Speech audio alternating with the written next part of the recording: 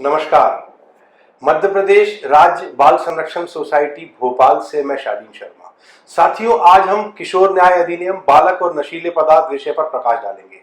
किशोर न्याय अधिनियम 2015 की धारा 77 यह कहती है कि जो कोई भी व्यक्ति किसी भी बच्चे को किसी भी तरह का नशीला पदार्थ, सिगरेट, तंबाकू उत्पाद, ड्रग्स अथवा शराब देता है, उसे 7 साल तक का कठोर कारावास या 1 लाख रुपए तक के जुर्माने से दंडित किया जाएगा। जब भी कोई बालक शराब, स्वापक नशीले पदार्थ यानी नार्कोटिक ड्रग्स या मनः प्रभावी पदार्थ यानी साइकोट्रोपिक सब्सटेंसेस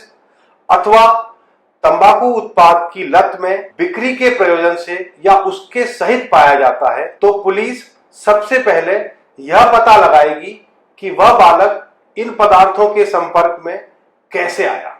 और तत्काल इस संबंध में FIR दर्ज करे। उस बालक को जो इस प्रकार के नशीले पदार्थों का सेवन करते या उनके साथ पाया गया है, उसे यथास्थिति किशोर न्याय बोर्ड या बाल कल्याण समिति के समक्ष प्रस्तुत किया जाएगा, जो बच्चे के पुनर्वास व नशा मुक्ति के संबंध में उचित निर्णय लेंगे। जहां ऐसे बालक को किशोर न्याय बोर्ड के समक्ष प्रस्तुत किया जाता है, वहां जांच उपरांत बोर्ड या तो बालक को देखरेख और संरक्षण का जरूरतमंद होने पर बाल कल्याण समिति को आवश्यक कार्रवाई हेतु भेजेगा या बालक को नशा मुक्ति या चिकित्सीय उपचार के लिए भेजेगा और NDPS एक्ट 1985 की धारा 64A के अधीन अभियोजन से उन्मुक्ति प्रदान करेगा। बाल कल्याण समिति ऐसे बालक के प्रकरण में बालक को नशा मुक्ति के उद्देश्य अथवा उसके पुनर्वास के लिए उचित संस्था में भेजने का आदेश देगी। जब कोई बालक ऐसे नशीले पदार्थ का सेवन किसी बाल देखरेख संस्था में करते हुए पाया जाता है,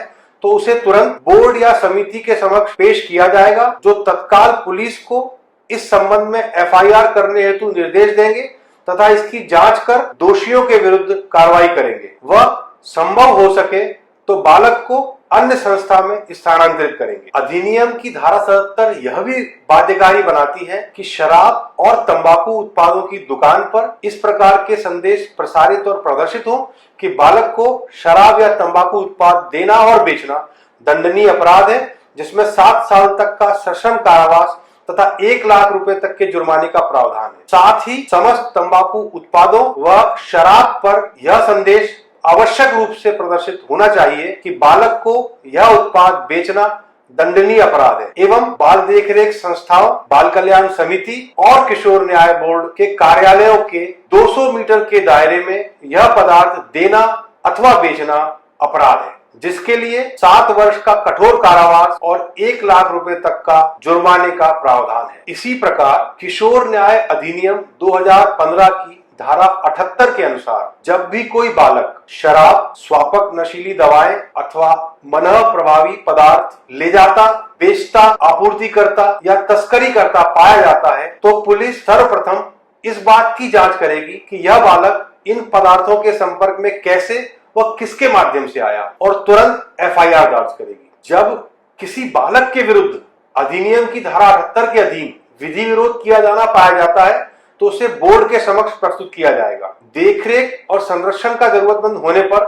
बोर्ड उसे समिति के पास भेजेगा। यहाँ यह बताना बहुत जरूरी है कि वास्तव में बच्चे ऐसे पदार्थों का सेवन भी कर रहे हैं और उनको बेच भी रहे हैं। हकीकत यह भी है कि एक्साइज एक्ट और NDPS एक्ट में बालकों के विधि विरोध के मुकदमे दर्ज हो रहे हैं, लेकिन इन्हीं प्रकरणों में JJ एक्ट की धारा 77 व 78 के मुकदमे दर्ज नहीं हो रहे हैं। इस संबंध में पुलिस व अन्य विभागों का ध्यानाकर्षण होना चाहिए कि एक्साइज एक्ट में 25 वर्ष से कम के व्यक्ति को शराब अथवा इस प्रकार के पदार्थ बेचना अपराध है, किंतु JJ एक्ट में 18 वर्ष से कम के व्यक्ति को देना या बेचना अपराध है और JJ एक्ट में सजा कठोर व अधिक है। इसी प्रकार तंबाकू निषेध अधिनियम कोटपा के सेक्शन 6 के अनुसार शैक्षणिक संस्थाओं के 100 गज की दूरी तक तंबाकू उत्पादों का बेचना अपराध है, जिस पर 200 रुपए तक के जुर्माने का प्रावधान। नमस्कार।